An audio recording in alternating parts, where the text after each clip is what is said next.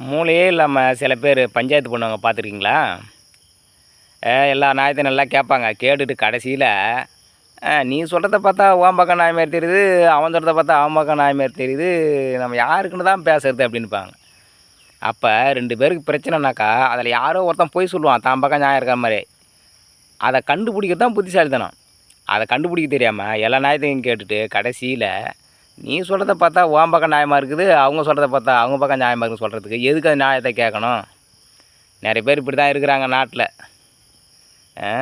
நாட்டாமக்காரனாக்கா என்னன்னே தெரியாமல் கரெக்டாக கண்டுபிடிக்கணுங்க. இப்போ சொல்லும்போதே அவங்க மூஞ்சியை பார்க்கும்போதே தெரிஞ்சுக்கலாம், இவன் பொய் சொல்கிறானா மெய் சொல்கிறானா அப்படின்னு தெரிஞ்சுக்கணும்.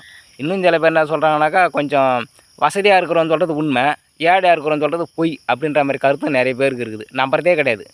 அந்த பணக்காரனாக இருக்கிறோன்னு சொல்கிறத மட்டுமே நம்புகிறாங்க.